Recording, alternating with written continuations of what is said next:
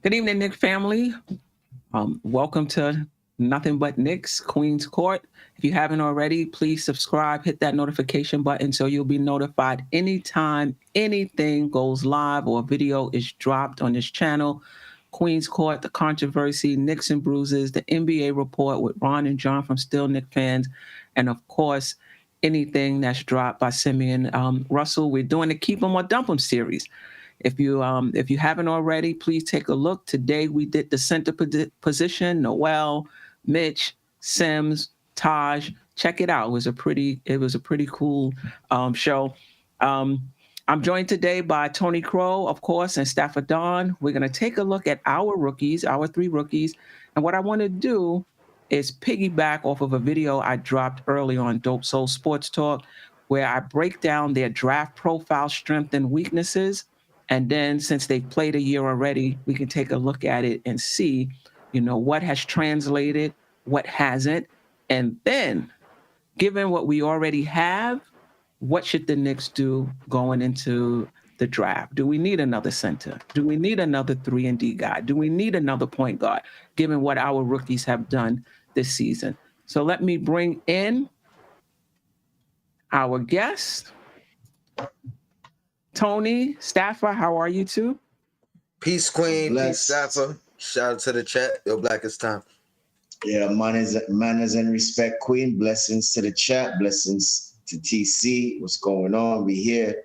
Yeah, shout out to the chat too for rocking with us in this off season.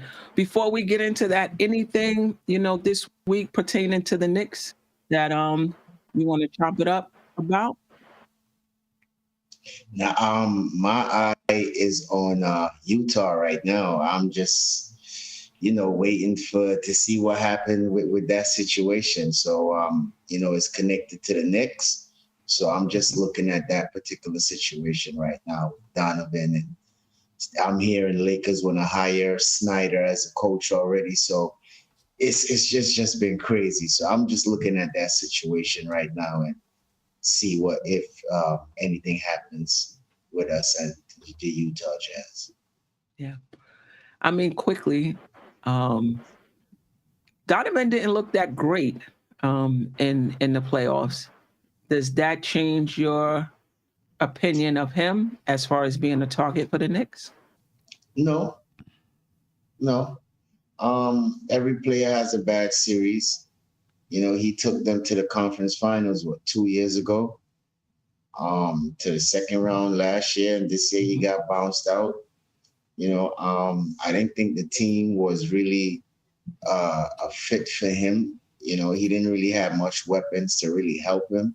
Mm-hmm. So, as I said, every superstar, they have their rough nights, and he just had an off series. So it doesn't change my perception. If you could get him, go get him. Okay. All right. Okay. Tony, has your opinion of Donovan changed?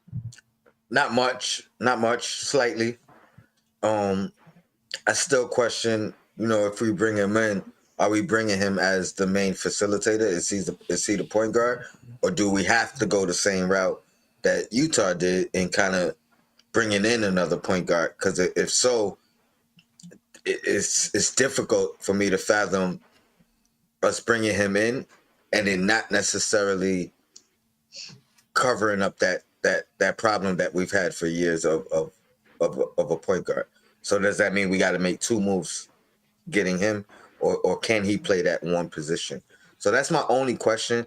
I don't think he is a problem for him to play the one for me personally, but I've noticed a lot of Knicks fans feel like that might be the issue moving forward if he has to play the point guard first.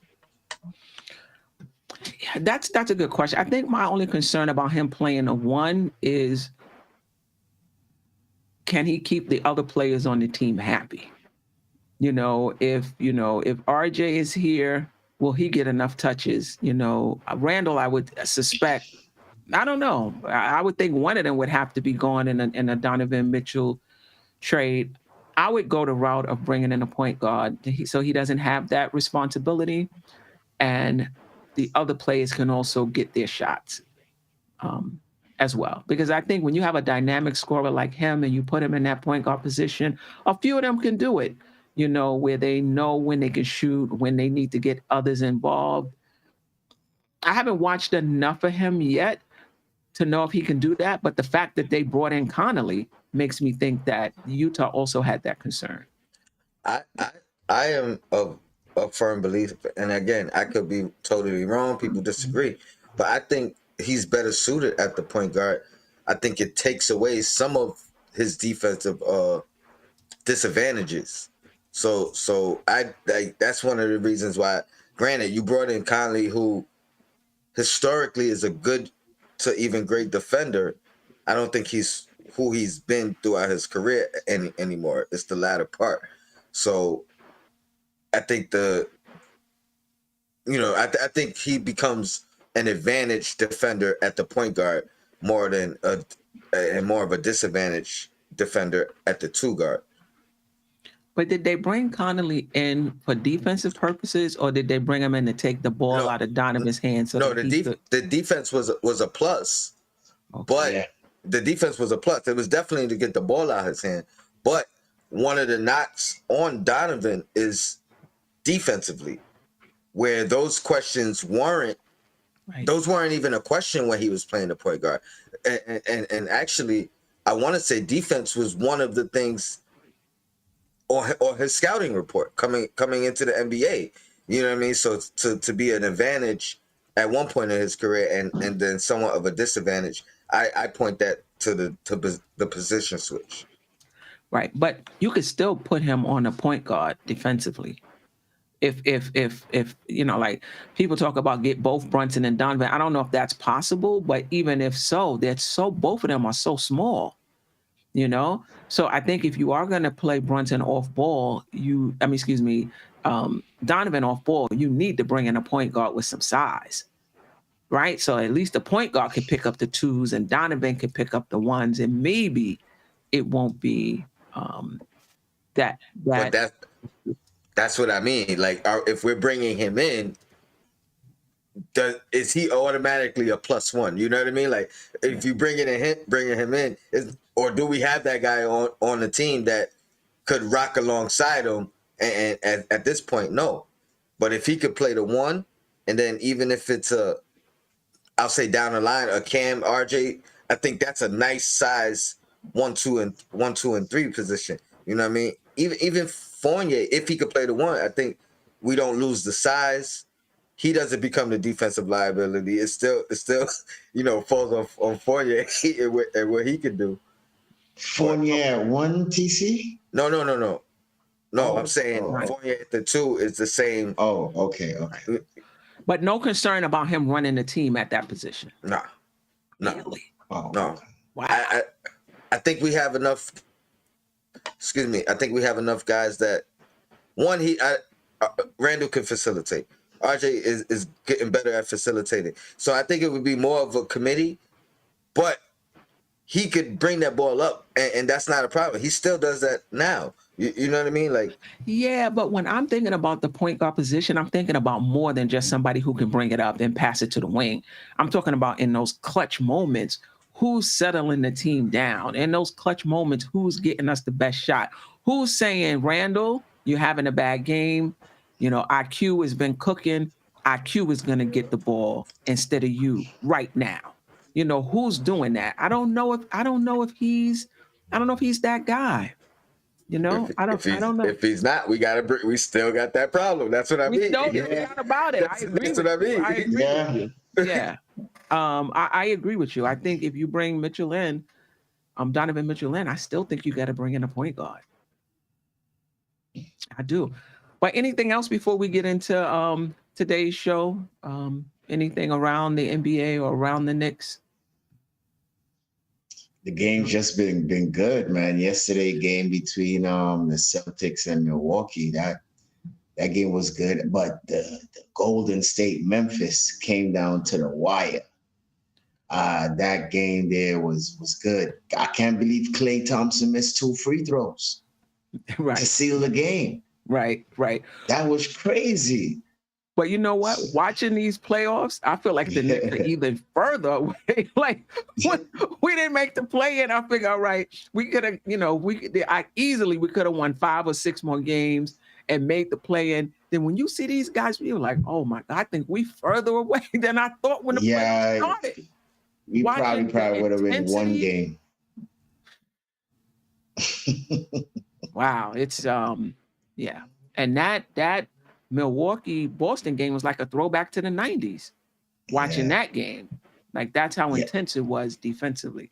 Giannis had a triple-double. Yeah. He's unbelievable, man. We need a difference maker like that. I don't know if Mitchell is that guy, but I think he's closer than anything we have right now. Let me ask you something, Queen and TC. Speaking about Milwaukee, I know we probably can't get him and he's still probably on the contract, but would you still sign a Drew Holiday? What? Yesterday. Drew Holiday is now you put him with Donovan? Hey, 2 guys that the chat absolutely killed me on some years ago. The first guy was Drew Holiday. Oh, he's not a star. Oh, this, and that. They just killed me. And CP3, prior to the Phoenix move. Right. Those 2 guys, I'm like, because of the age, probably. I mean, yes, it was both because of age. Obviously, it's still an age difference, but I think their impact is more important than their age. Even with their age, the impact is still there. So, I still feel that way about both of them. Obviously, and they're older now. I wouldn't kill you with the age, but I will kill you with his money, because CP is getting paid a lot. So that I probably would have to say, I don't know, Tony, how the money gonna work out, But as far as age, that boy still got it, man. One thing about CP3, it's very similar to LeBron, and it don't really matter what you put around him. He's gonna elevate those guys. Like you know what I mean. So people are gonna play to their maximum ability, or maybe exceed what you think they're capable of playing along the side of a guy like CP3. And actually, I'll say it might even be more so than LeBron. Right. But there's only so much he can. I mean, he can elevate. I mean, there's limits depending on what the roster is. I mean, it's easier to elevate Phoenix with Booker and Ayton, and those guys who are already peaking in the bubble, already peaking some when they brought CP3 in.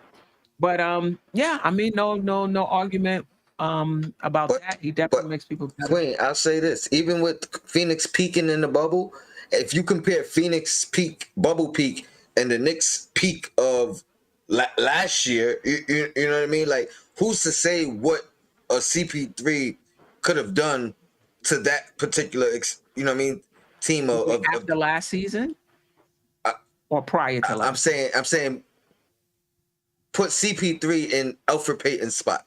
Oh, who's to say what that team would have accomplished? You know what I mean? And then the confidence from that, et cetera, et cetera. Sky would have been the limit. There would have been a lot of expectations, especially coming from these Knicks fans. The 4th seed, they would have probably wanted us to go to the conference finals. Yeah. Knowing how these fans are so crazy. I'm just thinking, even if you put him on that team, and I'm looking at them competing in the Eastern Conference playoffs right now, I don't know. I don't know where the Knicks would be if we was going up against Boston right now or going up against Milwaukee right now with CP3. I don't know. Hard to say. Yeah, but I mean, we'll probably take them for a good 6 games, I believe, unless Julius and RJ just crazy, just have a crazy series, right? And just take it to the But one more thing though, before you go on, Queen. The rumor with Quinn Snyder being the Lakers coach. What do y'all think about I mean, I think if that happens, maybe I don't know. I don't know if that would speed up a breakup of the team if the coach is gone, or would the front office be able to sell to them? Things would be much better with the new coach. In terms of philosophy and in terms of getting past this first round. So I'm not sure. I could go either way. Can't hear. Yeah, I agree. Either way, I'm not sure if this. I don't know if that's the guy the players want. I don't even know if the organization is even moving in that direction of player input or things of that nature. So, like Quinn said, is this going to fast forward a breakup, dismantle of that particular roster, or is he being brought in to see what he could do with that roster and kind of crediting him as a coach? But even I guess every knock that people have on Mitchell, you should be able to throw that at him as well, right? Being that Right. coach. So Right. so I don't see it as I don't think it's gonna happen. I think they're more likely to go in a different direction than him. All right, let's get into this. Um, Quentin Grimes, first round draft pick. I believe he was 25, right? Correct me if I'm wrong. 25. In 17 minutes, 6 points, 2 rebounds, 1 assist, shot 40.4% from the field, 38.1% from three, and 68.4% from the free throw line per 36, meaning if he had played 36 minutes, he would have scored 12.6 points, 4.3 rebounds, 2 assists. The percentages don't change in the per 36 numbers. But what I want to do is get into NBA Draft.net strength and weaknesses of Grimes coming out of college, and to see whether or not what they said has translated in his first year. And then we can talk about, in terms of the draft coming up, do the Knicks, are they in line to draft another wing, or is what Grimes given us enough for them to just kind of bypass that position? All right. So this is what NBA Draft.net said about Quentin Grimes. He operates mostly as a floor spacer offensively, does the majority of his damage from beyond the three-point line, has NBA range, effective coming off of screens, run into open spots along the perimeter, making him a nice valve to have in transition or with slashing guards who collapse the defense. Now, I think this is something that has translated in his first season in the NBA, his first season with the Knicks. Any thoughts on that? Yeah, I didn't know you. It felt like you was reading the NBA scouting report on him. No, that's his college. That was his draft profile. Yeah, that's what I mean. It translated nicely. I agree. Yeah, definitely. He shot 40% from three as a junior. He took 8.3 attempts at the University of Houston. So that, I think, has translated. Pretty nice perimeter defender overall, gets into a stance, shows the strength and active feet to deny penetration. With his frame and active feet, he should be able to comfortably defend shooting guards and small forwards at the pro level. I think this is translated as well.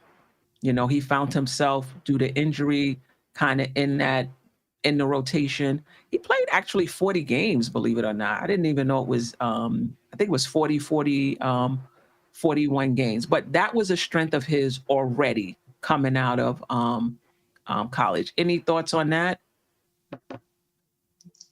Impressive. Go ahead, TC.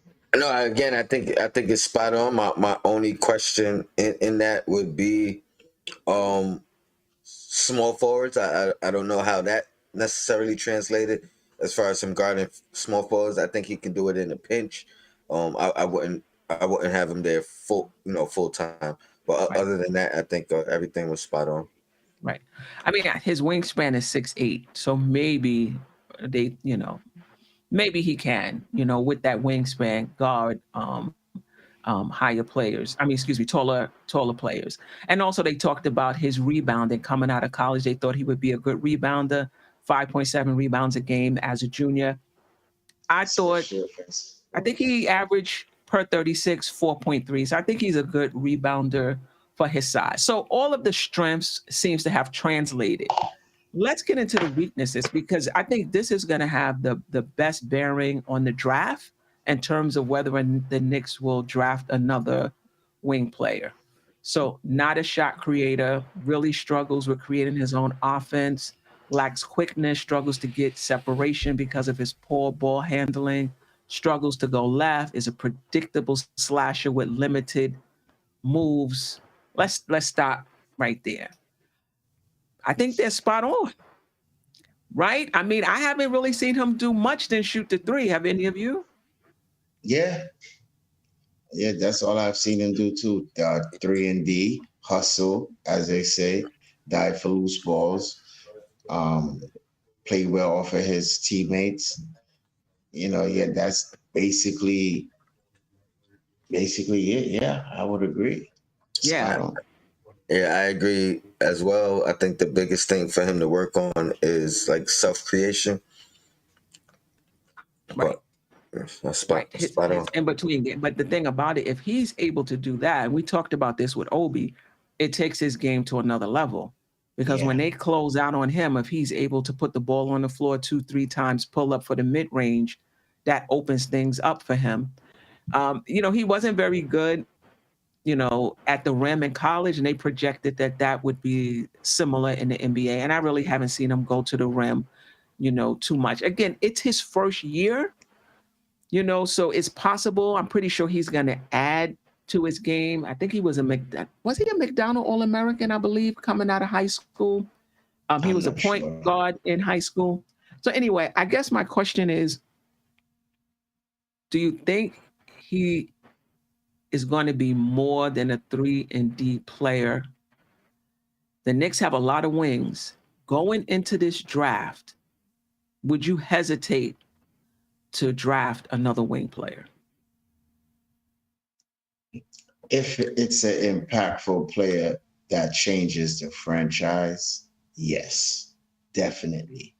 Because we need that player to make an impact, on the players and elevate their game. So anything to boost the franchise, impact player, yes, I'm all in for it.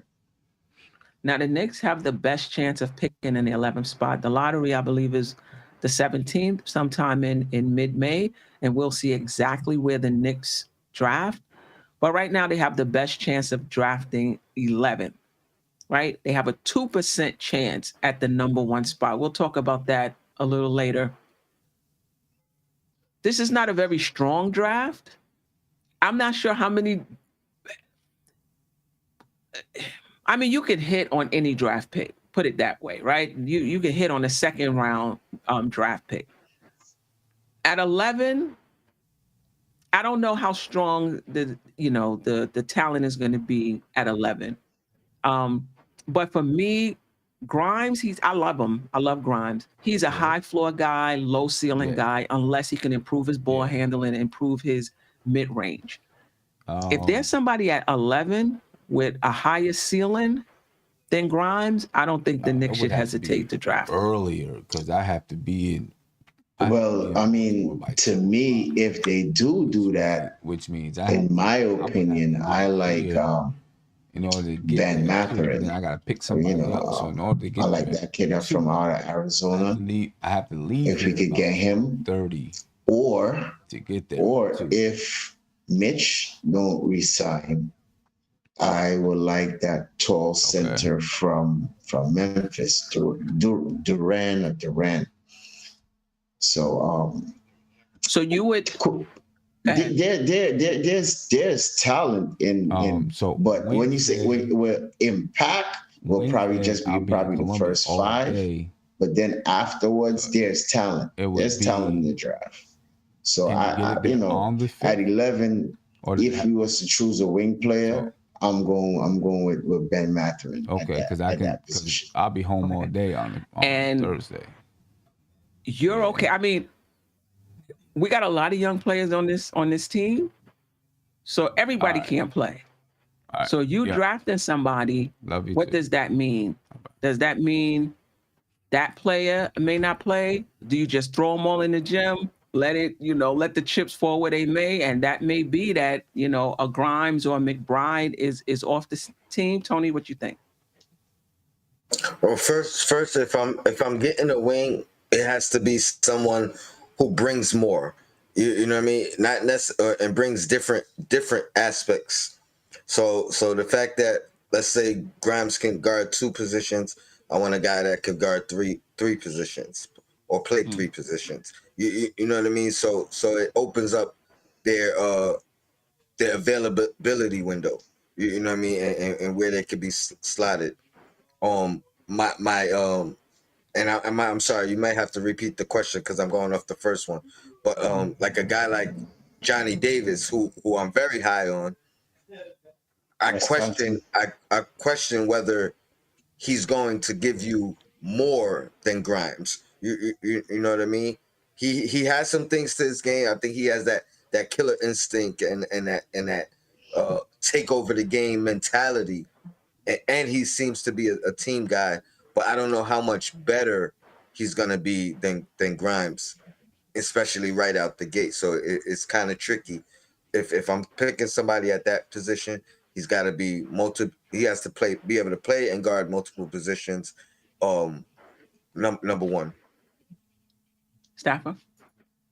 Oh my God, I just lost my train of thought. But the Wisconsin kid, I'm not really too high on him, Tony. I think his game in the college, when it came to the big moments, I didn't see that killer instinct in him. Right? That's all he did was take over games. Yeah, but he had a bad. I don't know if it was a bad shooting night that particular. The tournament you're talking about? Yeah, I'm talking about the tournament. I'll give you that last game wasn't a great game for him, but everything prior to, even in bad games, he would step up at the end when it was most important. 14. But that's the thing, he didn't do that though. And that's when it really matters. So that gives me cause to pause on him for just a little bit. I'm not saying he doesn't have talent, right? But and then another thing, I want with Grimes now, right? I wouldn't get rid of him because he's on his rookie scale. The person that's looking to get paid is Cam. So I may trade him and let the wing player come in and take his position or whatever minutes is allocated to him, or give him a chance or whatever. So that's what I would do, Queen. When you talk about getting rid of somebody, I will get rid of Cam. Right. Well, I'm not saying that we have to get rid of anyone. I'm just saying there's only so many, roster spots and playing time. And right now there's a lot of duplication of positions as it is. So we're bringing in, one more player. And I hear people in the chat saying, trade off, the vets, and we would have room for whoever the rookie is. Shout out to JC the Conqueror. You don't get rid of a player who can shoot and play defense. What are you talking about? Look at the leap Obi took. Again, we're not saying you have to get rid of them. We're just saying you're constructing a roster. We're looking at the strengths and weakness of Grimes. He's a shooter. He can shoot the 3. But at this point, and he's one of my favorite players on the team. Phone lines are open for those who want to call in. Right now, he can shoot the 3 for you. You're not getting anything in the mid-range. You're not getting anything at the rim. He's going to play defense. He's going to shoot the 3, right? That's how they pegged him coming in. And that's pretty much, what he's been. All I'm asking is, if we're going into the draft, are you duplicating this position if there's another shooting guard with a higher upside? I'm just asking. And that's exactly why I question Johnny Davis, because I think we would be exactly duplicating it, you know what I mean? Somebody that we have on the team. If we're gonna pick at that position in the draft, we got to bring somebody in that brings a different dynamic. You know what I mean? That can challenge the roster, if you will. You don't want more of the same, and then ultimately you got to choose between these guys. You wouldn't be adverse to drafting another shooting guard. Just make sure it's a different skill set than Quentin Grimes, and just let them battle it out in training camp. Preferably definitely somebody that can do more than that. Like I want him to not be pigeonholed at a 2. I want him to be able to play the 3, be able to play the 1. Now, granted, it's not too many people in that realm, but that's what I would be targeting. Especially if I'm considering a guy, he has to bring a dynamic that we don't have. Then I don't care if it's a duplication in position, right? Because we can offset that somehow. What's the duplication we don't have? What would you be looking for? All right, it's tough because some of the guys I'm looking at are built in the mode of a Cam more than I would look at somebody in the mode of a Cam more than I would look for somebody in the mode of a Grimes. You know what I mean? So I want him to definitely be able to play multiple positions because that gives him more of an opportunity to play. If we get somebody in that does exactly what Grimes does, then they have to fight it out. Then we got to choose at some point.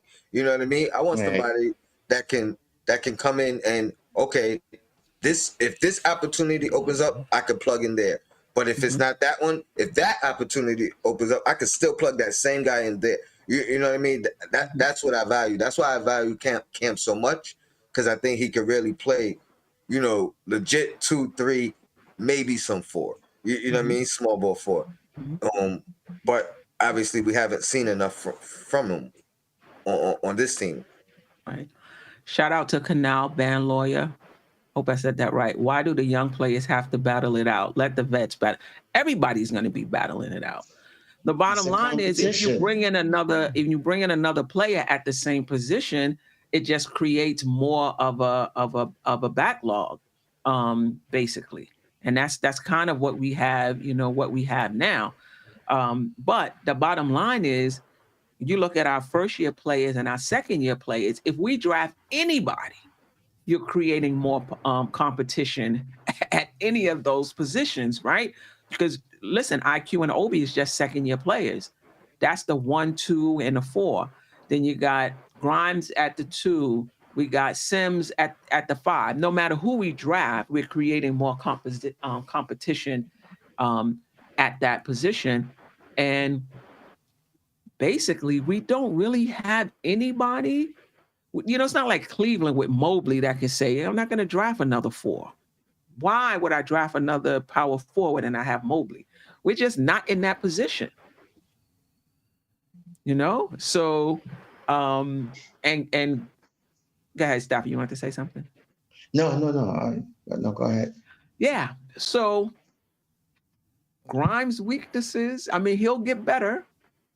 But if somebody like Tony said, you come in with a 6'8" guy, who can play good defense, can shoot the ball well, has NBA range, and showing that they can put the ball on the floor a little bit, have a higher ceiling than Grimes, the Knicks may draft him.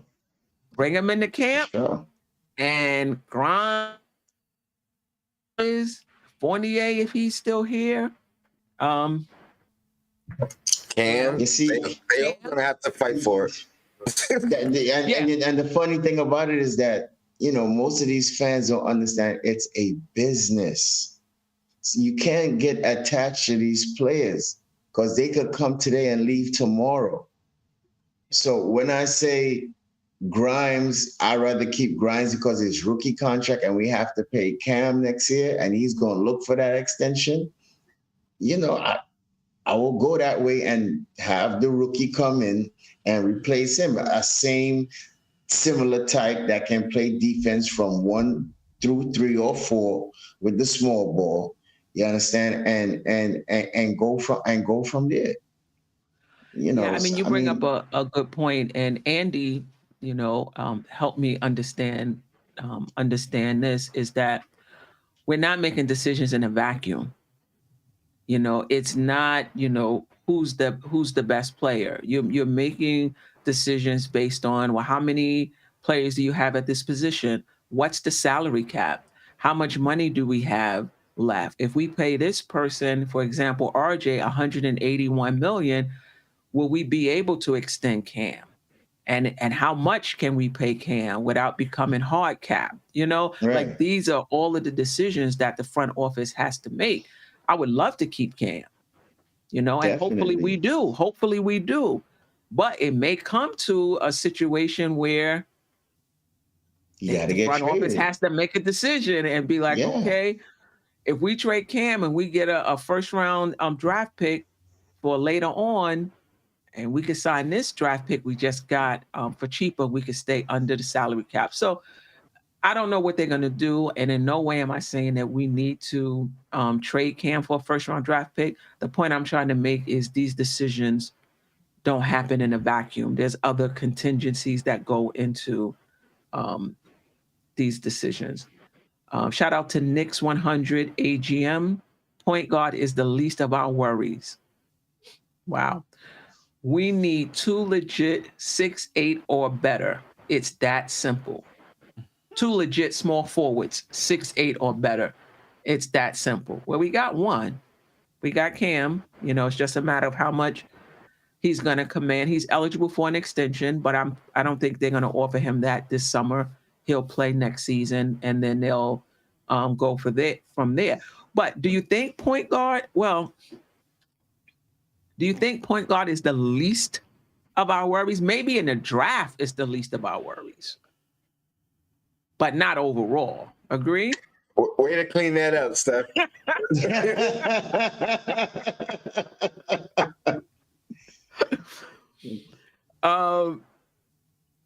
Ajay, I hope so. Cam Reddish will be Brandon Ingram's in 2 seasons. Must keep him. I mean, he's been in the league. This is what, his 3rd season now? 4 years. 4 years now. I just see Public Enemy. This was his 4th season, or this was his Nah, he's going into the 4th, just like RJ. Going into the 4th season. Yeah, going into the 4th season. So it'll be 4 years he'll be in the league. Okay. I mean, I would have think we would have saw some flashes of Brandon Ingram by now, but I hope you're right, because Brandon Ingram is one of my favorite young players in this league. So part of that has to do with role and opportunity. You know what I mean? Like, because Ingram kind of wasn't really given keys until the Pelicans. You know what I mean? And then even that took a year of development to see who he is this year. So that has to go into it. Like Cam has been fighting year after year to kind of find a spot, not get that opportunity. Yeah, let alone the position of first option, second option, third option. He's never been that in the NBA or college was third option. So yeah, fair point. I mean? Well, coming into training camp, he'll have that opportunity. I don't care if Burks is still here. He'll have that opportunity to beat him out. And it's hard for me to believe that if Cam beats out Burke, that Tibbs is going to be like, yeah, well, you beat him out, but I'm going to still go with Burks. I guess that's possible. Quinn, I want him to beat out Fournier. You talking about Burks. I want him to fight for that starting spot, to be honest. Yeah. Yeah, but TC, here's the thing, right? So now we got Randall, RJ, Cam, and so how are we who's going to get the ball? Because all 3 of those guys need the ball. Well, and then we want Cam to pop, right? So, and we saying that he never get the opportunity to take over. So how are we working that out?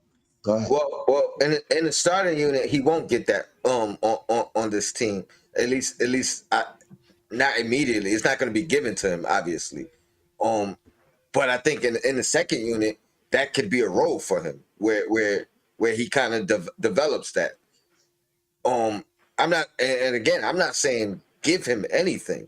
I want him to beat out Fournier for that starting spot. You know what I mean? I want him to earn his way into that. So that's. But even if he does, his point is, will he be able to really show his game in that lineup with RJ and Randall? I think so, because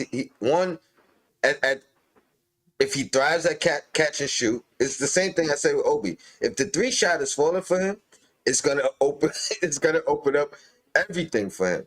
And now we're talking about a guy who can play make, who could put the ball on the floor, who could finish at the rim. Like it's kind of limitless for him. And again, I think it boils down to starting at catch and shoot for this team. You know what I mean? And then once that is official at 35, 40%, or obviously or higher, I think it just opens up everything, and then we'll start to see exactly what he can become and who he become. But I agree with you, but I don't think the issue is his game. He does need to develop his game, but to Stafford Don's point, even if he develops his game, how much of it is going to show in that starting lineup with RJ and Randall? Because look at Fournier. Fournier can do more than he's doing, but he's in that lineup with RJ and Randall. He's been relegated to just a 3-point shooter because those guys are on the ball all the time. That all depends on him. And again, it's going to have to be, I think he's at a point where, number one, he wants to prove his ceiling. You know what I mean? He wants to prove who he is. So he's going to have to earn it. He's going to have to take it. It's going to have to be through assertiveness, aggression. You know what I mean?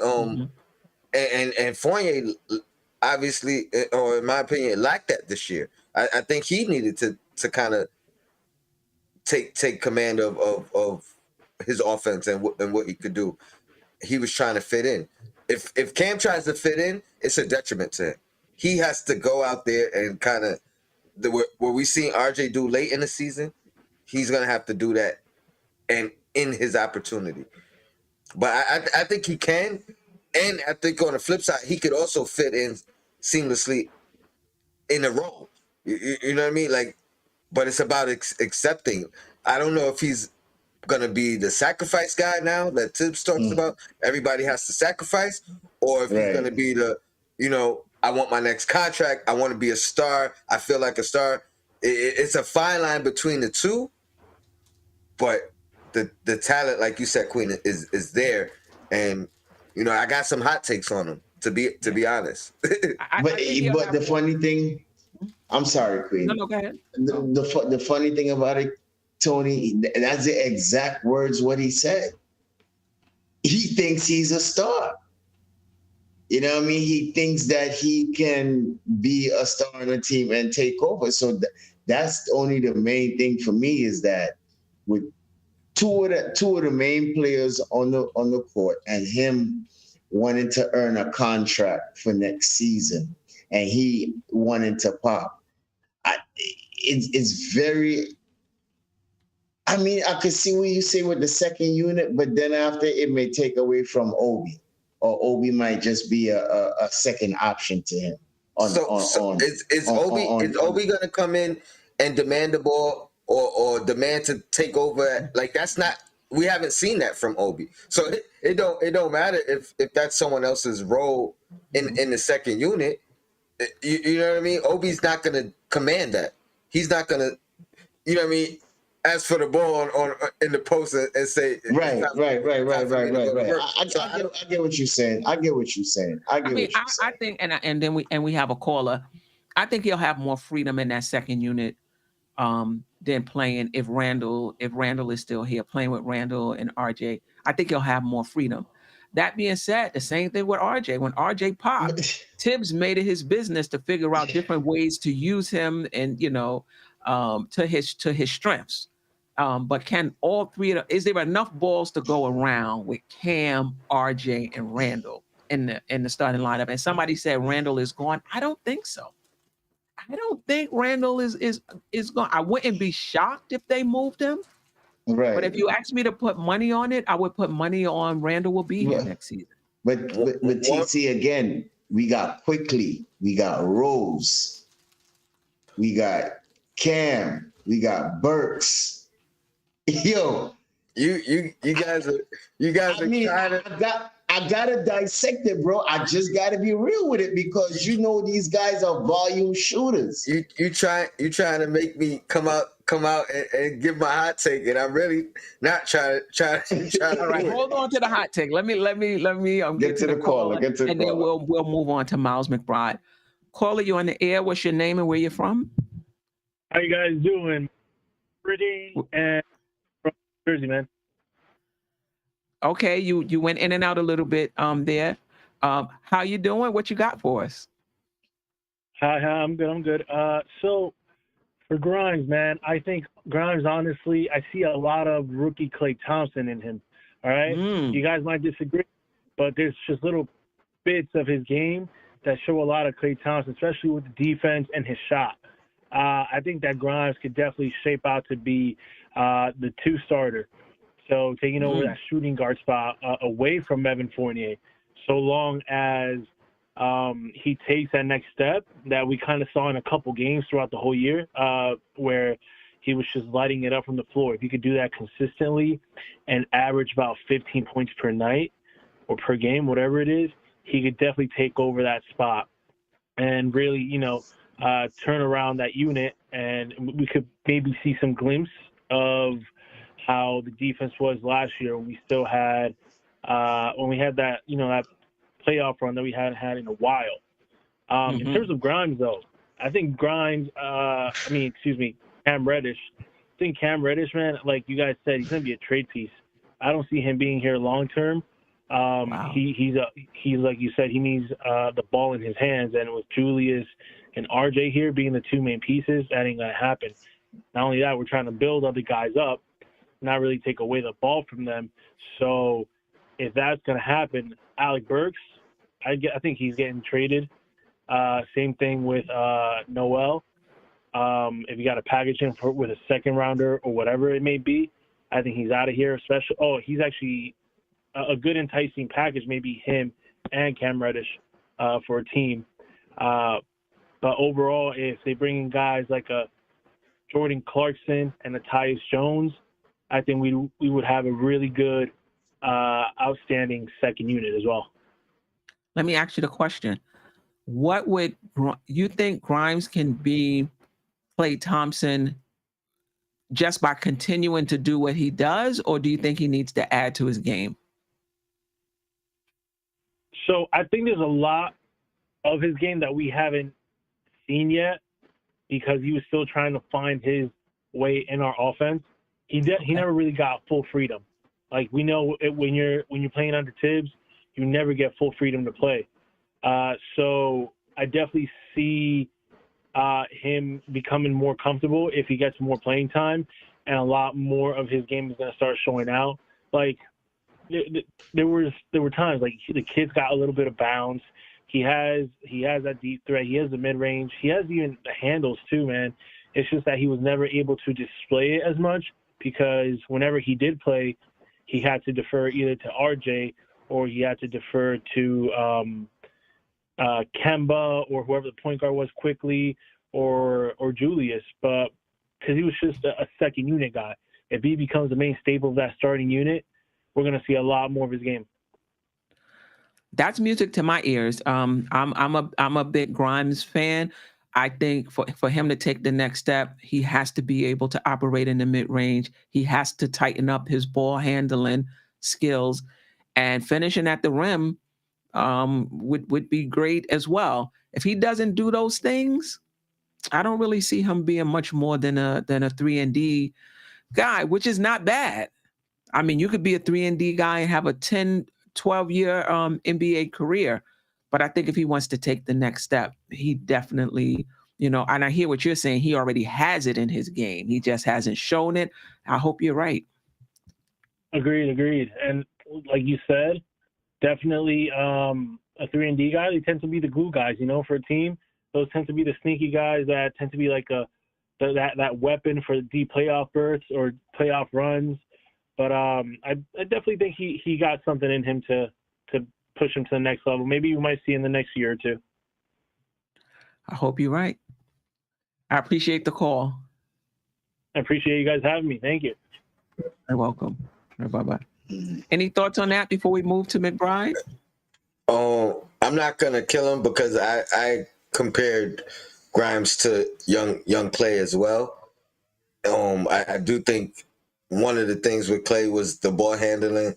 He needed to get better at that and work on that. I think Grimes does need to work on the ball handling as well. Well, I compared the shot and the form of the shot more so than anything else. But so I'm not gonna kill him on that. But I definitely didn't agree on some of the takes about Grimes. I think I think it's tough. Me personally, choosing Grimes over Cam. I think Cam is. But do we have to? I mean, they play. No. They could play two different positions. I mean, yes, but RJ got one of them. Exactly. You know what I mean? I hear you. The only thing I'll say to that is, I got to see more Cam. Cam is one of those high ceiling, low floor guys, in my opinion. I think Grimes' floor is higher in the sense that what you're getting from Grimes game in and game out, and he's going to be able to deliver that. But part of that is because of his limitations. Right? No doubt about it. No doubt about it. Part of that is because you're not going to ask him to do more than what he's capable of. You know what I mean? I understand what you're saying, but when you're constructing a team, I put him in that 2-guard spot. I got RJ over here. I got Randall over there. I know he's going to defend that position, and he's going to hit the 3 for us and space the floor. I know that, and I'm going to get that for the most part game in and game out. Cam, he's going to have games where he's going to shoot the 3 well. He's going to put the ball on the floor. He's going to do more things, but I'm not sure he's at that point where he can do it game in and game out. Now, if he gets to that point, of course he's going to be better than Grimes. I mean, that's because he does more things at this point. But does he do more things well enough and consistent enough?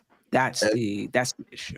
One of the things I disagreed with the caller on was about Tibbs kind of holding Grimes back. I think it was the exact opposite. I think he pushed Grimes.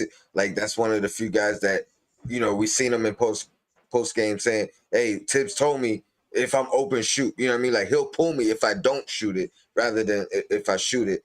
And so to me, that's the opposite of like. I don't know if he said he held him back, but that he can do more things. I don't know if that's true. I'm not sure if he could do more things because even we talked about his weaknesses coming out of college was the mid-range and finishing at the rim. Yeah, and then my last point about the Cam, RJ, Randall, one ball. If anything, Cam is the outlier in that situation. He's not a ball stopper. Like, he gets the ball, his decision is quick. You know what I mean? I'm shooting it, I'm driving it, I'm doing something immediately. So I think if anything, out of those 3 guys, he's the least like problematic in that aspect of thinking do we have enough of a basketballs to go around? You know what I mean? Because he'll move it, but that's the thing. If he's moving it, is he going to be able to do his thing? Exactly. But reading my mind. Not only will he move it though, but when he's not moving it, his decisions are quick. You know what I mean? Like that's what I mean. Like, RJ kind of has to set up what he's about to do. Randall kind of has to set up what he's about to do. Cam gets the ball and does what he's gonna do, whether it's shoot it, whether it's drive it, whether it's pass it. It's not. It doesn't stop the flow. You know what I mean? So that's one of the reasons why I think he can fit into that more than No, we're it not being saying an he issue. can't.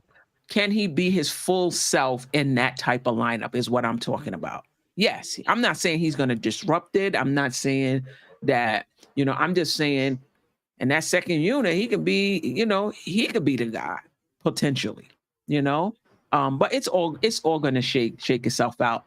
Let's move on to McBride. I did this in the order in which they were drafted as opposed in the order in which they were used. McBride was a second round pick. I believe it was in the 30s. He only played 10 minutes, 2 points, 1 rebound, 1 assist. Did not shoot well from the field, 30%, 25 from 3, 66.7% from the free throw line. We're going to get into his strengths and weaknesses coming out of college. He shot much better than that. So let's get into that right now. Tremendous defender, especially on the ball, where he utilizes his huge 6'9", 6'9" wingspan and lateral speed to make things difficult for opposing lead guards. Great anticipation on the defensive end, often gets to the spot before opposing guards do, making it extremely difficult to initiate the offense against him. Fearless demeanor, rises to the challenge, gutsy competitor. I think that has translated in the few minutes that he's gotten so far. I mean, as much as I love Brunson from Dallas, he gave him, he played him very well defensively and made it hard on him. So any thoughts on that? This was, again, his strengths coming out of college as per NBADraft.net. Yeah, sounds on point again, because when we first saw him, that's what he did. He provides that ball pressure, up in you, what I mean, defending, as they say, tremendous defender, great anticipation on the defensive end. We see all of that from him. He picks up the opposing player 90 feet.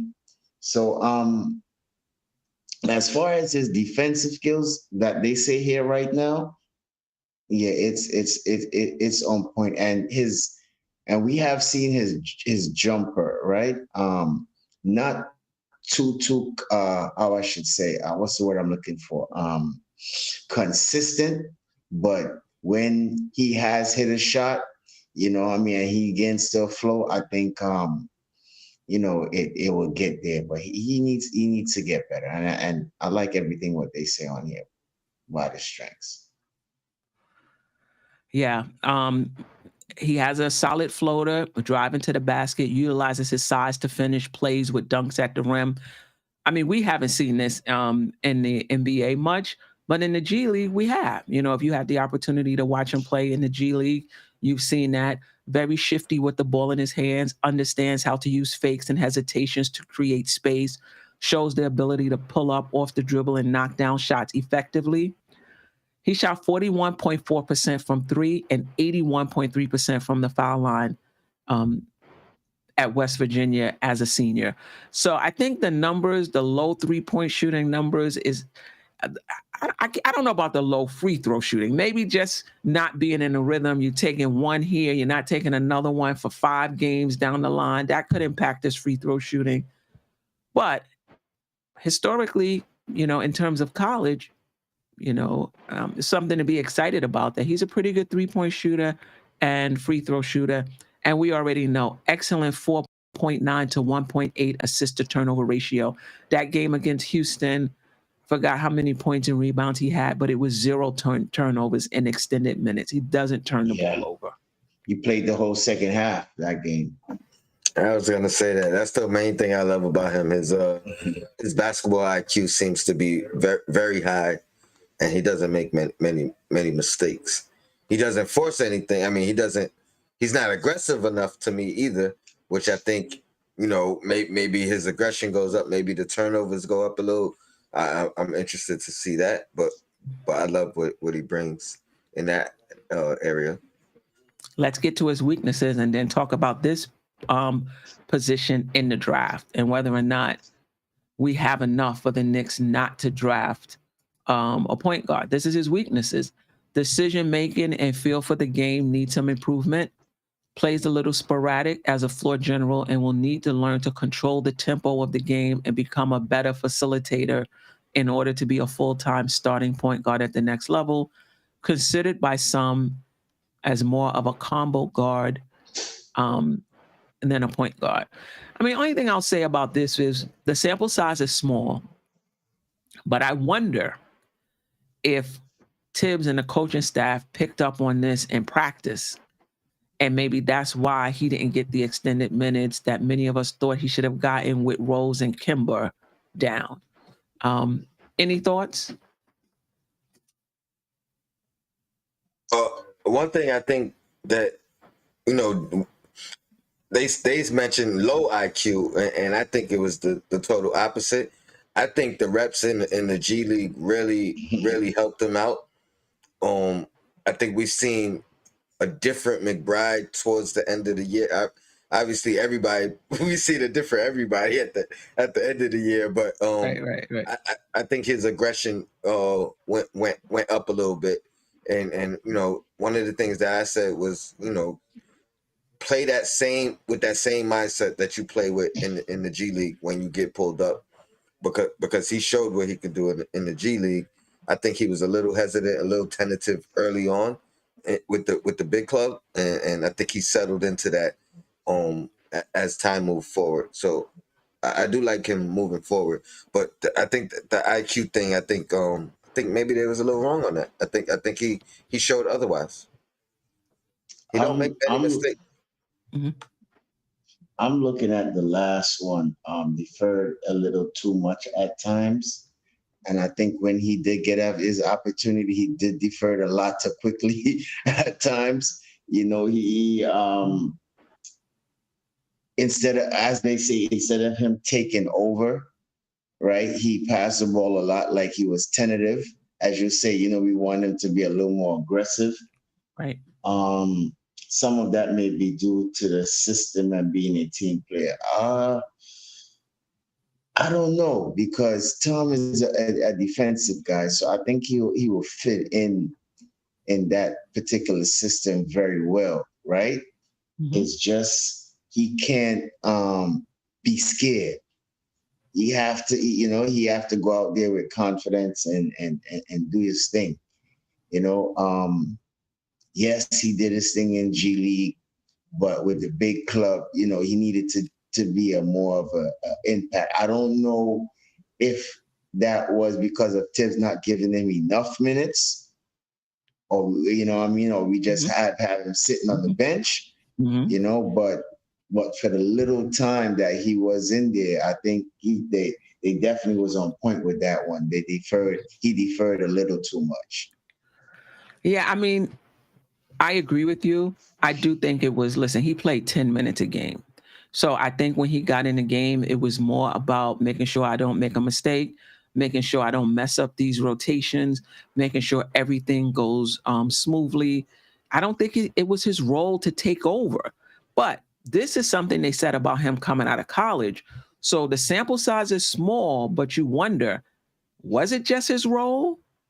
Or is it his personality and just how he plays the game? Because quickly in his little minutes he got the first year, he came out blazing, right? The other thing I'll say about his decision making and being a floor general, I still think the sample size is too small as well. Because even when he did play, quickly handled the ball most of the time. Yeah, he did. You know, so I still would want to see more of that, more of the decision making. But it's going to be hard to do it without more minutes. It's going to be hard, I should say, to gauge how well he's doing as far as decision making, floor general, things like that, without more minutes at that actual point guard position. As good as he is laterally, he lacks great bursts off the dribble. First step is good, but not elite. Struggles at blowing by defenders and getting to the rim. Transition game needs improvement. Doesn't have an elite skill at this point, but does a lot of things well. Can be too aggressive defensively and gamble for steals instead of playing sound defense. I'm good with the fact that he's not a great ISO guy. Transition game needs improvement. Again, we'll see when he gets more time. In terms of getting by his defenders, I think his ball handling is okay. I mean, that's what's going to really help you get that separation and get to your spots. So I'm not really concerned too much about that. Again, it's just sample size. It's just about him having more time to see. Given his McBride strength and weaknesses, is that position off the table in the draft? Tony was like, yeah, no. Nope. Nope. But again, I want somebody. Obviously, so if I'm drafting a point guard, I'm looking at size. You know what I mean? I want a point guard with size. Got to bring different dynamics when you bringing in new players. He's 6'1". So yeah. So I want 6'5". I want 6'4", but legit point guard, not combo. You know what I mean? So, but yeah, he's not stopping me from drafting anybody in the draft if I feel that this guy can outplay him or bring a different dynamic, a different skill set. Stafford, anything else? Point guard. Like with that, okay, so having McBride on the roster, does that stop you from drafting a point guard? No. And IQ, really. Well, that's what I was about to say, because we're gonna have IQ, we're gonna have D Rose, and Tom loves his boy Burks at point, which was he gives us the best option to win. So because with this coach, man, I think he's gonna play, but he's gonna get spot minutes. Right. I think in particular situations, defensive situations, I think Tom may use him in that way.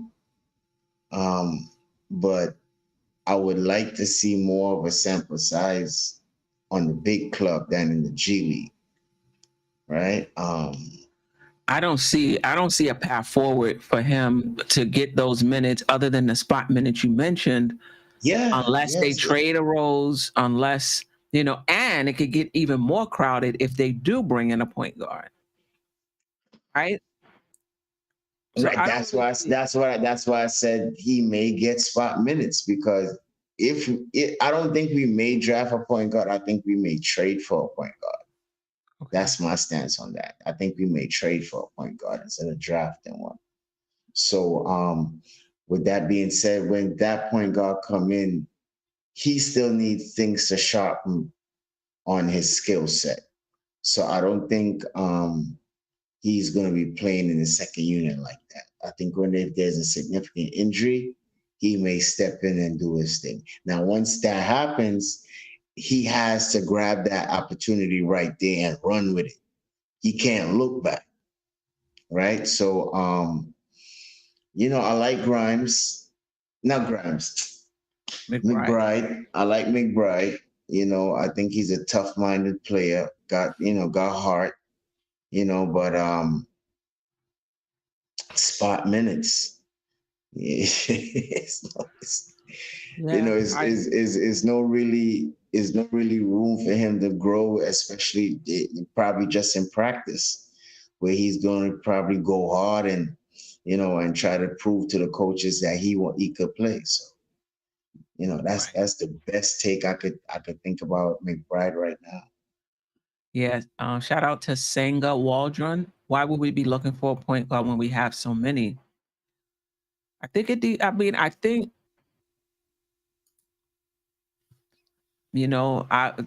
heard somebody say, if you got a lot of something, you probably don't have. If you got a lot of point guards, you probably don't have one.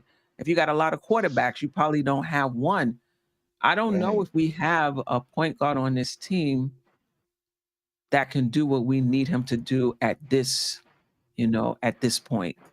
And that's, we do Queen. Mm-hmm. We do Queen, that? But Rose is is up there. Right. Yeah. That's he's up there. So but Yeah, I mean, that's what I'm saying, because he don't want to start, right? Right. And in my opinion, I think Tibbs rather have IQ come off the bench. He's not going to give him the keys as yet to run the team. And I think as we spoke about in many shows, I think he still needs a lot of seasoning before we give him the keys, right? So as I said, I think we might go ahead out and trade for a point guard, right? Because none of these guys, I don't think none of these guys want to start. And Kemba is definitely going to get traded or waived somehow. So, yeah, that's how I see it. Shout out to Sim behind the scenes. The phone lines are open if you want to call in and weigh in on Grimes, who we discussed already, and McBride. We're about to get to Sims. You can have a lot of anything. Don't mean any of them are good enough. And that's true. It's not about just stockpiling and being able to say we got people at the position. The question is, what do we need? Every team needs something different from their point guard. I think for us, we need somebody that's going to settle us down. We need somebody in crunch time that's going to be able to be that leader and say who's going to get the ball and who's not going to get the ball, as opposed to just giving it to Randall and giving it to RJ because they're calling for it. But to be able to say, no, I'm thinking this game. I know what we need right now, and I'm going to give it to this person. And it could be Randall or, Randall or RJ. I think we need that type of point guard. Staffer? Repeat the question again. No. I thought you was gonna comment on what I was saying. I was just saying the type of point guard that we need. Some teams need a scoring point guard. Some teams need a more playmaking point guard. I think we need more of a leadership, playmaking type of point guard that's going to make the decisions. I agree. Good decisions for us down the stretch. I agree. Right. I agree with you. Anything else about McBride and the draft around the point guard position? I agree with you. If there's a point guard in the draft that's better than McBride, you got to draft him. This is the thing, though. All the point guards are small. Every single last one of them is small. There's no point guard that's what TC is talking about we're going to get in this draft. Everybody is small, bro. Everybody is small. So that's what I said. I think the best option is to trade for one. Stafford, tune in on Wednesday at Knicks and Bruises. I'll let you know what point guard in the draft fits that description. Okay, no problem. I got you. What time? Just a plug. I'm not sure yet. Probably about 5:30, 6:30, somewhere around there. I'll be at work, but hopefully I'll be getting off at that time. I'm getting off, getting ready to get off, but I'm gonna probably catch you at 6. So I'm gonna chime in. All right. Okay. All right. Let's move on to Jericho Sims, second round draft pick, number 58. Preston to duty after the All-Star break. I think Tibbs got that tap on his shoulder. Like, listen, we need to see this guy. He didn't play much prior to that. He played some, but not much. 13 and a half minutes, 2 points, 4 rebounds, half a block, shot 72.2% from the field, only 41.4% from the free throw line. I mean, no wonder the Knicks just weren't a good free throw shooting team. Per 36, though, 6 points, 11 rebounds, 1.5 blocks. And again, the percentages are the same. I want to get into, this is going to be very interesting. I got a few questions for my panel here, but let's get into the strengths and weaknesses as per NBADraft.net. Big time athleticism, enormous 7'3" wingspan that he uses well on both ends of the court, runs the floor like a deer, looks to convert any opportunity he gets in the open court or as a roll man. Well, what I will say is, I don't know about him running like a deer and converting in transition, but I think that had a lot to do with the Knicks offense and just being last in pace and not really being a team that looks to push the ball. Obi was able to leak out and get some transition baskets with IQ, but Not so much with Sims. I think part of it was, again, our offense, and he stays in to get the rebound. But on the pick and roll, there was more opportunities for him and more opportunities for Mitch that our guards just missed. But I think as far as that's concerned, that has translated very well to the NBA. Any thoughts on that? I think you hit the nail on the head with the Knicks offense being part of the reason why we didn't see him in transition like that. But capability wise, I think it fits him to the T. You look at you look at what we've seen with Obi running the floor. I could definitely see Sims filling in and doing that same type of thing with the athleticism that he has. How they say big time athleticism. Yeah. Yeah, no doubt about it. Possesses a quick second jump, which allows him to be effective offensive rebounder. He does, and it's true. If he's not if he's not hauling it in, he's tapping it out. Multiple efforts, at the rebound. I just wish that he would convert. I don't know if that's confidence. I don't know if it's that he knows he's not a good free throw shooter. So if he gets fouled, and goes to the line 41%, maybe he feels like it's best to just pass it out, give the rest of the team another opportunity at the basket. They said his drop step is his go-to post move. Again, that's not his role in our offense. I would love to see his drop step, but the Knicks are not passing the ball to Jericho in the post for him to do a drop step. He's just not part of the offense in that way. Any thoughts on that? I feel like we've seen the drop step and it end up being a turnover, or he'll do a drop step and not go up and then try to pass the ball. So I definitely recall seeing him do it, but he didn't finish or even attempt a finish afterwards. It was like he's got to fix that mold. Later in the year, you see him start looking for a shot a little bit more off those offensive rebounds, but early on, you know what I mean? Anytime he had the ball in the paint, he was looking to kick it out immediately. Well, we've seen a couple of jump hooks too. I think we've seen a couple. I think we've seen a couple, not much. All right.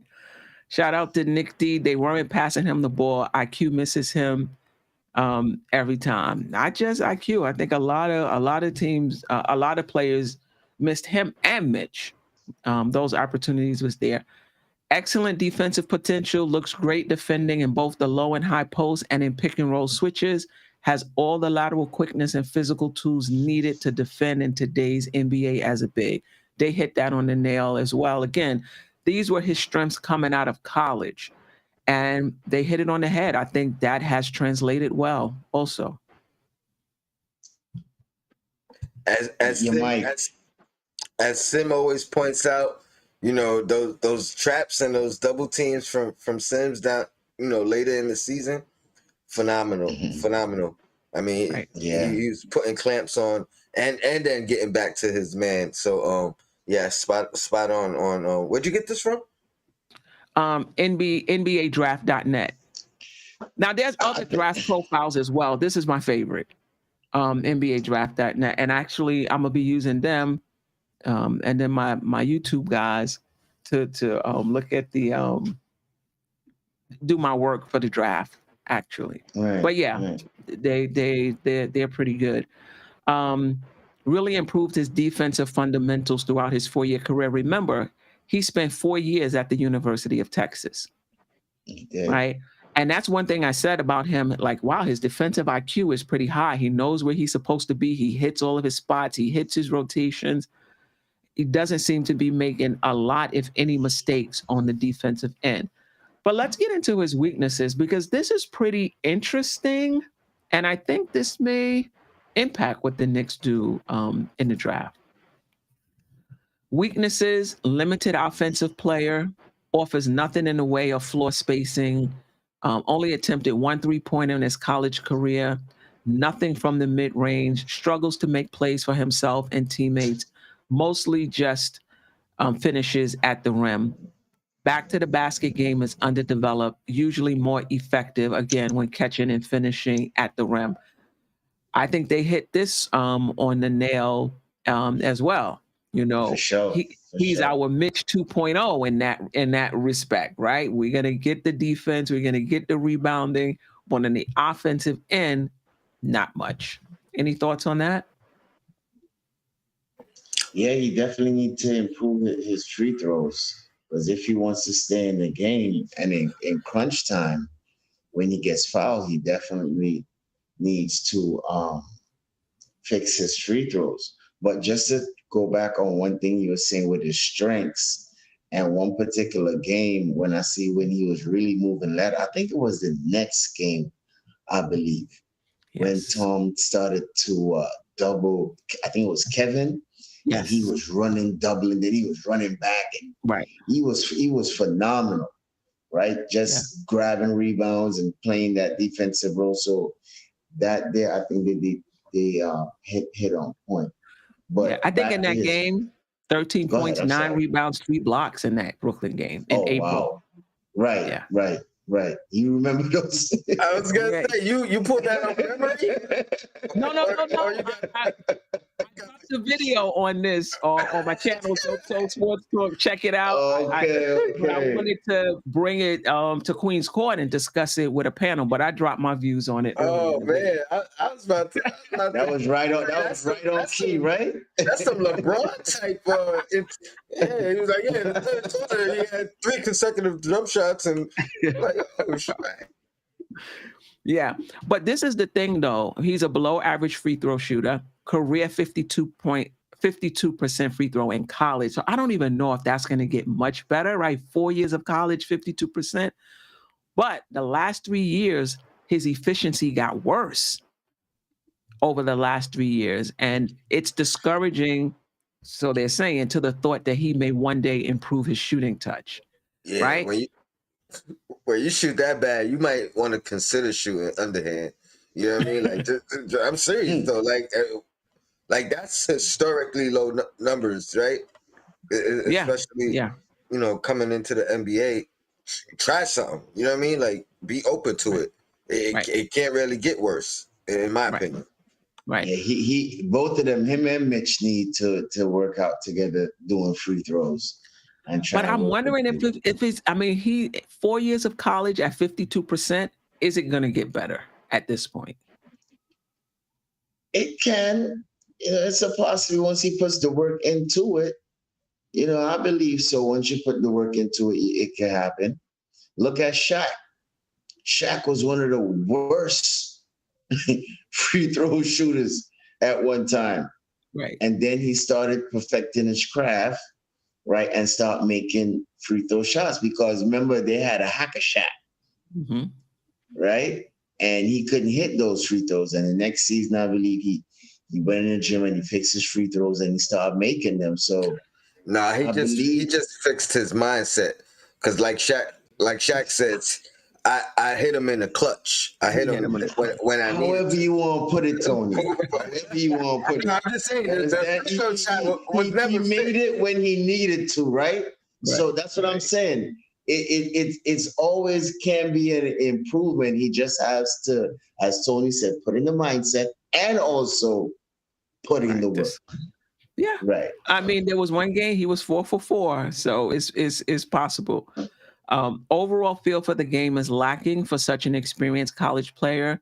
Lacks patience on offense, often seems rushed when setting screens or when he has to make a decision with the ball in his hands, leading to turnovers, offensive fouls. Now, if this is a weakness coming in, to me, again, the sample size is small. He doesn't do a lot on offense other than handoffs, right? But he doesn't seem to be rushing it to me. He doesn't seem to be fumbling around to me. He sets good screens. He seems poised in his small role on the offensive end. Any thoughts? I also think his IQ was not bad. Like I thought that was actually one of his strengths. Now, he made some rookie mistakes and things of that nature, but overall scheme, I thought he had a pretty good basketball IQ. Definitely higher than Mitch rookie year Mitch. You know what I mean? So yeah, I think he showed some things there. yeah. The only thing I wonder is, did it not show because his role was so small in the offense? You know, a lot of times when you give players an expanded role, it can go two ways. They can shine and show that this is something they can do all the time. They just didn't get the opportunity, or they can get exposed. You know, whereas now they have more freedom, they have a bigger role, and you really get to see that they're struggling. They're just not there yet. His role is kind of small on the offensive end, but he looked good in it. He looked good in it.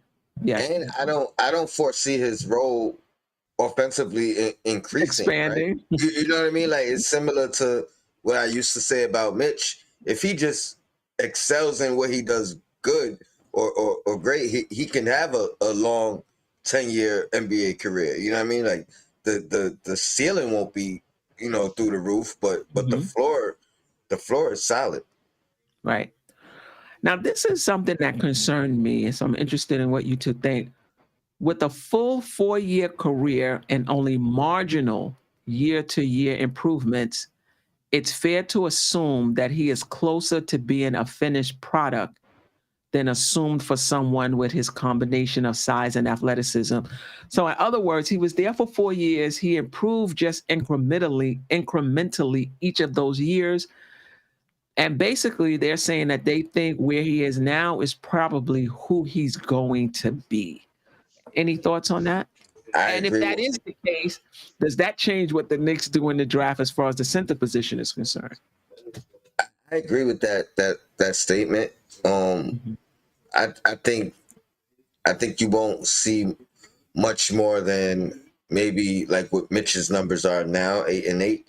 I think that might be like a ceiling for him. But I mean, I don't see anything wrong with that. You know what I mean? That's still, you know, that's still 8 and 8. But again, I don't think he has the ceiling. Again, that floor, I think he might be right there already. You know, same thing like college, like little minor improvements Right. as the years go on, just through repetition and time. You know what I mean? But I can't ever see him being like a solid double, especially in the mid teens or above in either category, points or rebound.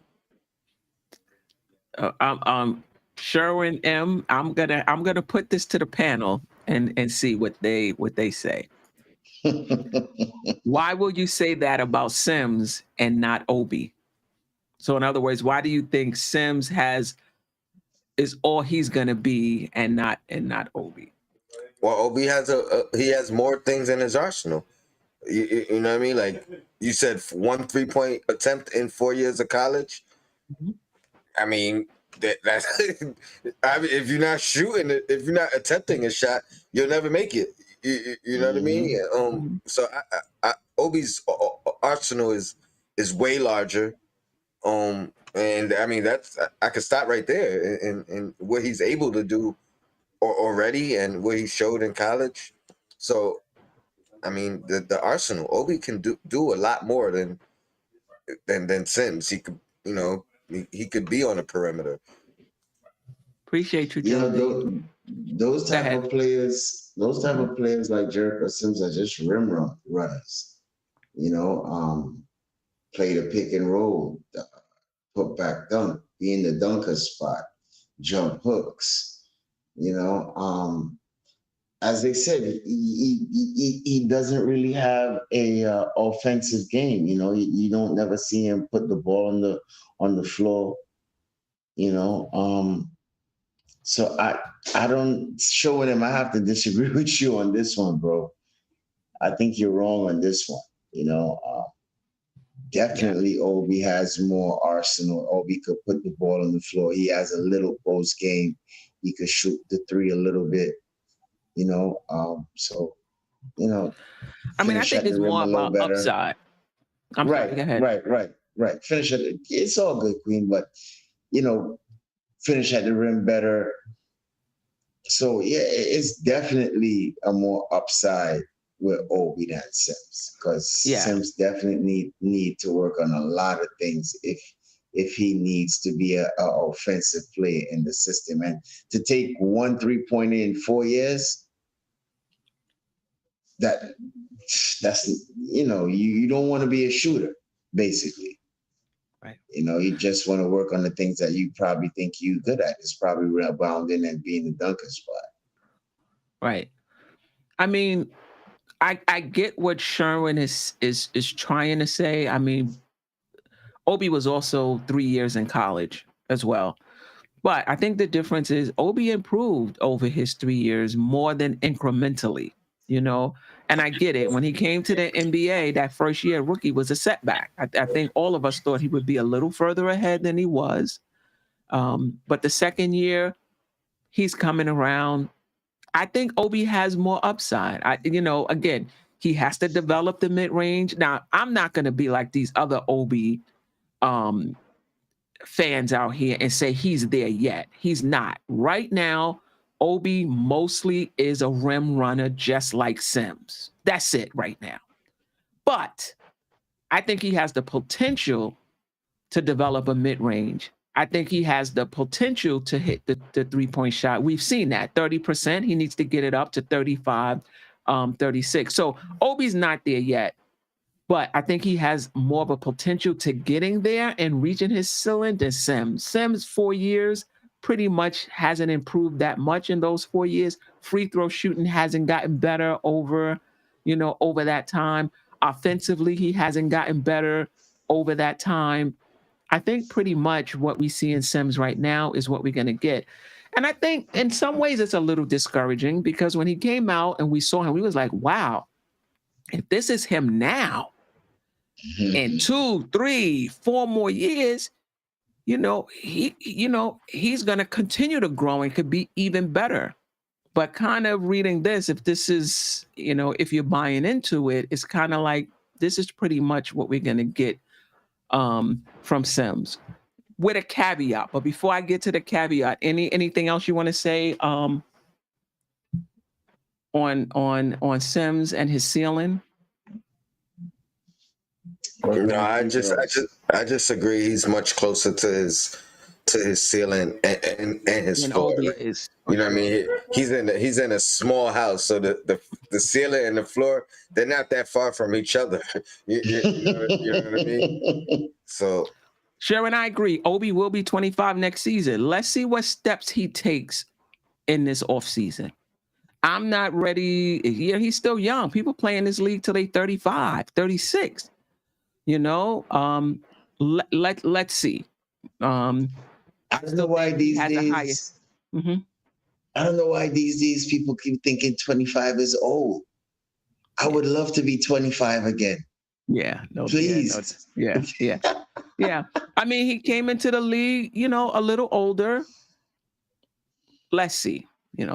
But he has work to do. Don't get me wrong. I'm not all that impressed about all these dunks and whatever. I want to see that mid-range Obi. I want to see that three-point shooting. I want to see you get to the point where you can create a basket, for yourself. Right. But in terms of Sims and his limited upside, I just want to remind you, I'm just saying, I'm not saying that he's going to be Ben Wallace. But in Ben Wallace's rookie season, he averaged 6 minutes, 1 point, 2 rebounds, shot 35% from the field, 30% from the free throw line, 30%. His second year in 17 minutes, 3 points, 5 rebounds, 1 block, 52% from the field, almost 36% from the free throw line. Okay? And last year, he went into the Hall of Fame. Also undersized. Right? A great comp. You can't tell me that when Ben Wallace came into this league, anybody thought he was going to be a 4-time defensive player of the year, have 2 triple-doubles with blocks instead of assists, right? And be an all-star starter as an undrafted player. Now, what I will say about Ben He played Division II basketball. He led the entire Division II in rebounds. He took his team to the Final Four. You know, yes, it was Division II, but still to the Final Four. So he had some success playing on the college level. And if you watched him play, he has a great motor, and he's a better shot blocker than I think Sims will be. You know, just real twitchy. However, the way Sims plays defense laterally, depending on the schemes, he can also wreak havoc defensively as well. Again, I'm not saying listen, he got the hairdo going for him already. All right, that's the number. He got the hairdo going for him already. I'm not saying Sims is gonna be Ben Wallace. All I'm saying is, right. A lot of times we'll see a play and be like, I can't imagine him getting that much better, and boom. I don't care, Quinn. Shout out to you for doing your research. I love this comp. I think I've heard it before, but the fact that you did your research and then you got the numbers here, that's crazy. That's super encouraging to me. Yeah, super encouraging. And you know what's even all the way down to Tony? Even though I did this, I think the chances of him being close to Ben Wallace is slim. Here's the thing. Ben had that pop, at least in college. The chances of Ben Wallace being Ben Wallace was slim. That's true. No, but winning the Defensive Player of the Year 4 consecutive times, ain't like he win it 2001 and then win it 2003. He doing it 2002, 3. Oh, he missed out on 4, but 5 and 6. Okay. 5 and 6. I thought he just went through it like crazy. Okay. That's great. And then he was an undrafted player in NBA history to be voted as an all-star. Boy, look at that. Yeah. And look at the 2 triple doubles: 10 points, 17 rebounds, 10 blocks, 12 points, 19 rebounds, 10 blocks. He was undersized. What was he, like 6'8", 6'9"? 6'8", 6'9", yep. He was a beast playing, and pretty much everybody he played was taller than him, and he still held his own. So Sims, don't listen to us. You just raised his ceiling, Queen. You just gave him a whole new floor on his house. Yeah, I don't know. The only thing I would say is that Ben popped a little in college and Sims did. Like, he popped a little in yeah, but at the same time, who's to say that Sims wouldn't have popped sooner in the D2 school? That's true.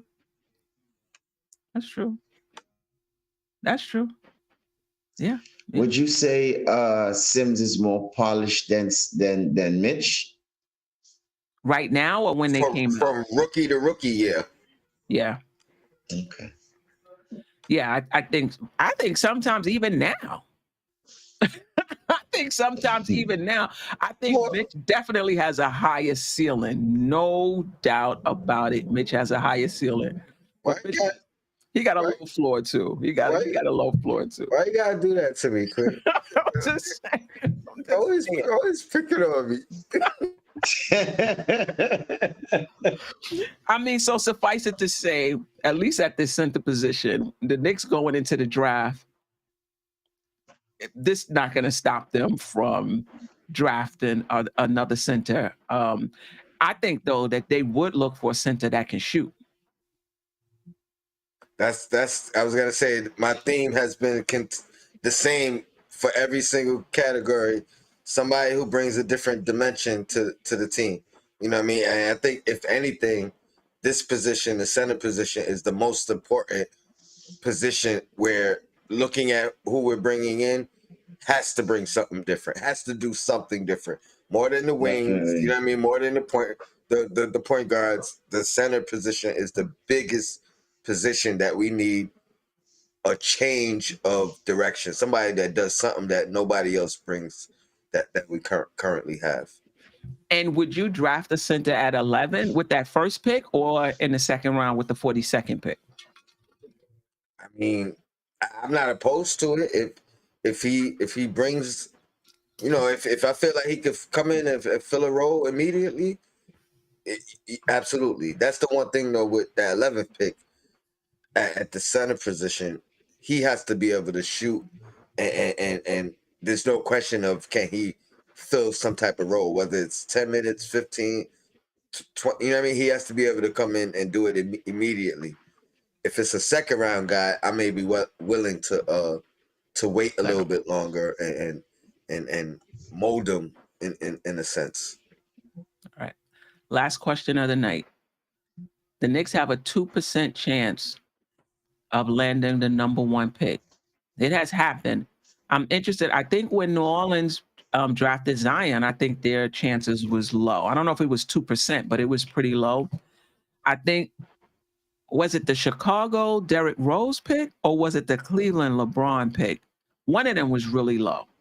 Anyway, with that 2% chance, if the Knicks get the number 1 pick, who are you choosing?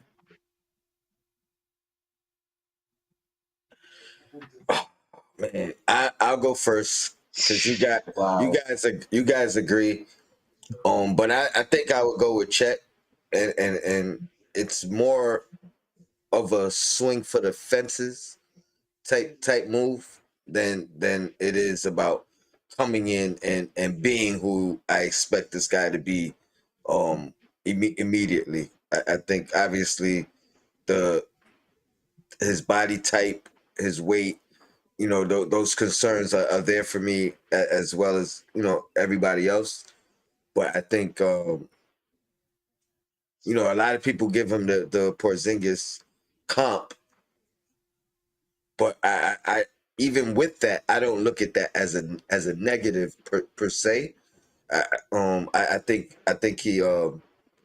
he showed a little bit more heart and feistiness and fire than Porzingis did coming in. And granted, a lot of that was off perspective because we didn't really see much of Porzingis. But the fact that we've seen this guy, he's shown us some things.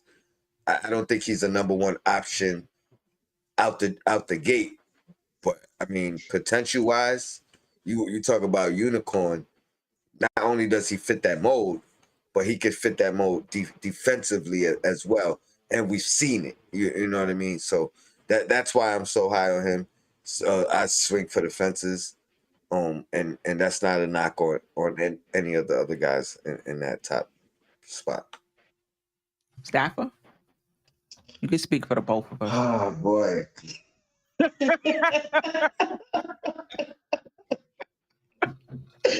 Yeah.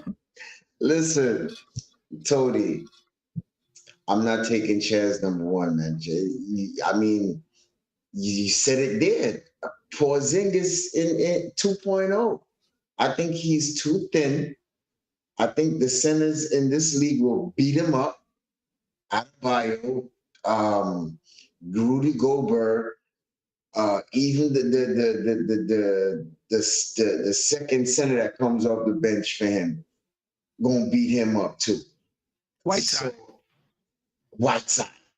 So I just see he is too thin for me, bro. I'm not taking a chance on him, but the player I will take a chance on him, even though we have a power forward. I'm going with Jabari. I think he has a lot of upside. I think even if we don't start him, somehow he come off the bench and then probably translate that we probably get rid of Randall and put him in the starting lineup, once he develops after a couple of years. What we gonna do with Obi, I don't know. But Jabari, I'm definitely taking with that number 1 pick. I think he's a game changer. He's a franchise player. He's an impact player. I think he reminds me of Mobley a little bit. And I think once he gets a little more seasoning, I think he's going to be a terrible player. I think he's going to cause havoc in this league. So, Jabari. That's my pick too. I was reading his draft profile that he can guard 1 through 5 on the perimeter. He can shoot the ball. He has a nice touch. His rebounding has to get, better. There was concerns. Well, not concerns, but maybe his rebounding. I think it was 6.7 rebounds. But he plays with somebody who rebounds the ball very well. He plays out from the basket. Maybe that has something to do. We can get somebody to rebound. You get somebody like that can play both ends, that can shoot the ball the way he can, that can switch out on 1, 2, 3, 4, 5. You could play him small ball 5. Just that versatility. If the Knicks with that 2% chance get the number 1 pick, Jabari Smith Jr. He has a better upside than Obi. And you can argue a better upside than Randall. I don't care what the Knicks do. If they keep Randall, move Obi, play Jabari behind Randall for a season or 2, or they move off from Randall, play Jabari and play Obi behind him. That's one thing I will agree with. He makes either one expendable. You know what I mean? Like at that point, you can kind of see who has the most value and get the best return and choose. You know what I mean? Like, oh, if you're willing to give me this much for Obi and that's more than I could get for Randall, then I move on from Obi and vice versa. Oh, I could get this for Randall and keep Obi, then I'll take that. So and I'm not mad at that pick. Yeah, I'm not mad at that pick at all. How can you? I'm just, like I said, I was just thinking, I'm trying to knock it out the park. Shout out to Knicks 100, a GM. Just finished giving me praises, saying Tony's on fire tonight. He talking that talk, and then he heard me say Chet, and he goes, "What?" Oh. He was like, oh, never mind. Right. I mean, the issue with Ben Chero for me is I just see him as a high floor, limited ceiling type of player. To me, that's the next Julius Randle. Just with more I should say more of a mental, more strong-minded heart, if you would say, right? So I think that's just another Randall, in my opinion. Yeah. I'll dig into it more. I've just done the top 4, and 4 for me was Jaden Ivey. I'll do the rest of them, because then we're gonna get more specific into our players. I would love to know. I mean, this is easier when you know where the Knicks are picking. At this point, we just know they have the best chance of picking number 11, a 2% chance of landing the number 1 pick, and I forgot the percentage of landing a top 4 pick. But anyway, any last words before we get out of here? Appreciate you, Queen. As always, great show. Shout out to the chat. Look forward to Crossover Wednesday, Knicks and Bruises Wednesday, and yeah, your Blackest Time. Shout out to Ben too, the Podfather. Yes. Shout out to the Queen as usual. Shout out to the Godfather, Sim behind the scenes. Shout out to the chat. Peace, love, and blessings. And shout out to my homeboy, Uncle Freezy, Lawrence Tears. Yeah, gotta shout him out a one time, So shout out to Uncle Freezy. Appreciate you. Yes, sir. Yes, sir. Yes, sir. Yeah, I appreciate you, Tony Stafford, for hopping on with me today, talking to rookies, talking to draft, Knicks philosophy, before we start really delving into, the different positions and who's available for the Knicks. If you haven't already, sign up for the draft party, June 23rd, 2-day event. You can rock with us for 1 or 2 days. I'll be there. Tony will be there. Sim will be there. Staff is trying to be there. This is our second annual. Last year was a lot of fun as well. The link is pinned. The link is in the chat. Shout out to Sim, MBK fam. Forever grateful. Peace, fam.